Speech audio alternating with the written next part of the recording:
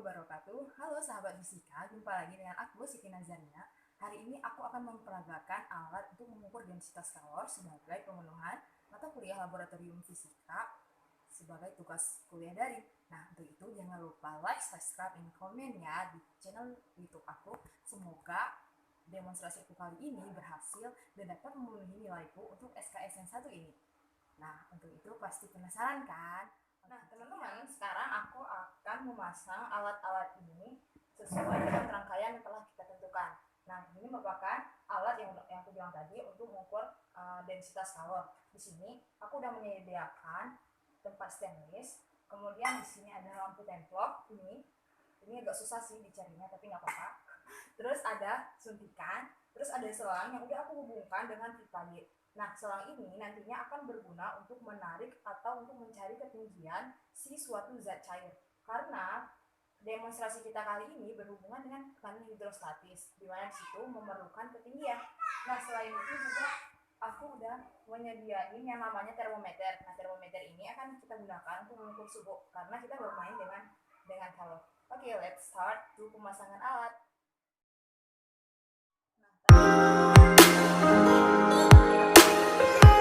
Aku udah menyiapkan zat cair yang berupa minyak.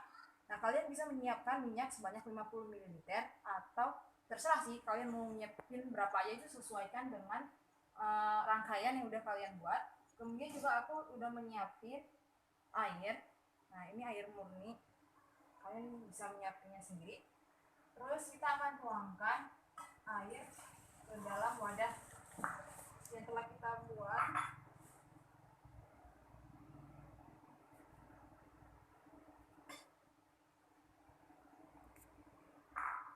Nah, selanjutnya kita akan memasukkan selang ke dalam setiap wadah aluminium ini.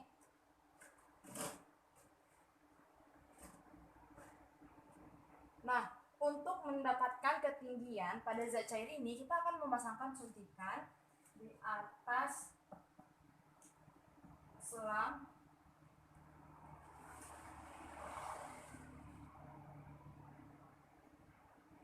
Nah, ini adalah rangkaian yang udah kita buat, dan sekarang kita akan mencari ketinggian dari setiap zat cair ini. Caranya, kalian bisa menarik bagian atas gagang suntikan.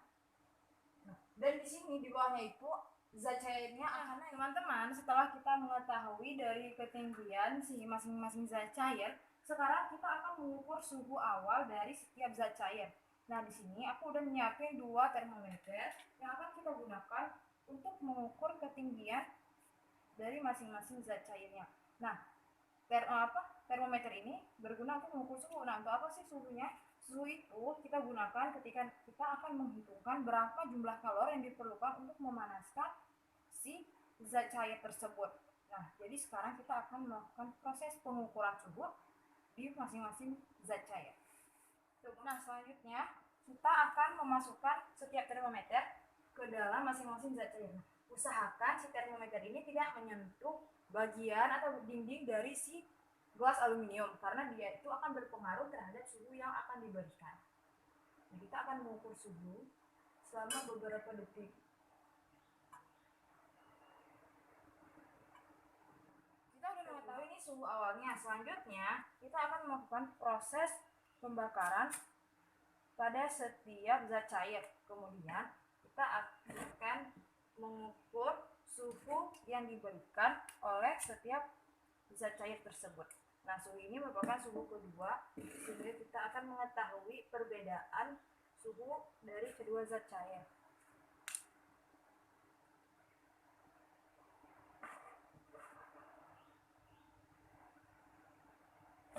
Nah, kita akan menunggu beberapa saat untuk mendapatkan suhu keduanya. Nah, teman-teman, ini merupakan proses pembakaran untuk menentukan suhu kedua dari masing-masing zat cair. Nah, kita akan menunggu beberapa saat untuk mendapatkan suhu keduanya. Nah, setelah itu kita akan mengukur kembali setelah kita menunggu pemanasan ini.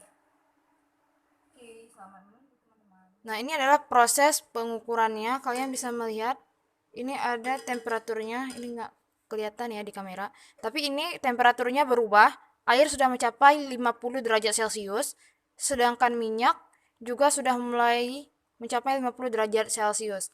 Nah, pengukuran ini berguna untuk mengukur suhu, di mana tadi suhu yang pertama kita telah ukur, ini merupakan suhu yang kedua. Nah,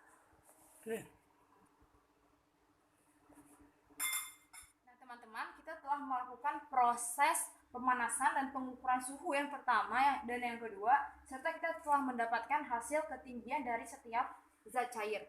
Nah, selanjutnya kita akan melakukan pengolahan data. Nah, teman-teman bisa melakukan pengolahan data sesuai dengan hasil yang telah teman-teman dapatkan.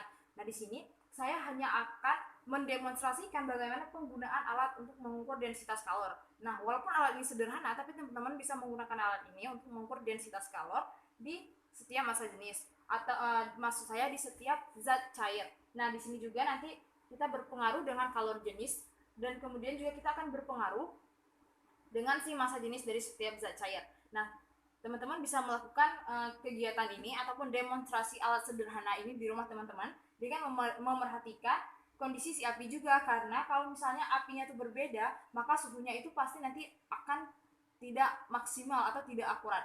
Nah, sekian demonstrasi alat yang dapat saya paparkan dan saya tunjukkan pada teman-teman. Semoga bermanfaat. Dan jangan lupa subscribe, like, and comment ya. Oke teman-teman, selanjutnya kita akan melakukan pengolahan data untuk percobaan yang telah kita buat. Simak terus ya. Nah teman-teman, ini merupakan rumus-rumus yang akan kita masukkan. Nah ini adalah rumus yang kita gunakan yang sama persis dengan rumus yang telah kita jabarkan sebelumnya. Sehingga hasil akhir yang kita peroleh adalah kalor minyak lebih kecil daripada kalor air secara matematis yang dapat kita buktikan pada saat pemanasan 2 menit. Nah, teman-teman, sekian demonstrasi yang udah aku buat. Semoga bermanfaat untuk teman-teman. Teman-teman juga bisa membuat alat serupa dengan yang aku buat dengan menggunakan bahan-bahan yang terdapat di rumah teman-teman, yang cukup sederhana pastinya dan sangat simpel. Nah, untuk itu aku mohon maaf apabila ada kekurangan. Untuk materi selanjutnya, aku akan terus melakukan pengupdatean untuk video-video aku. Jadi teman-teman jangan lupa like, subscribe, and comment untuk meng-up akun YouTube aku. Nah, selain itu aku juga akan menyediakan LKPD untuk alat yang telah aku demonstrasikan. Teman-teman bisa juga follow aku yang ada di bawah ini, atau teman-teman bisa langsung chat aku ketika teman-teman DM aku nantinya. Sekian, wassalamualaikum warahmatullahi wabarakatuh.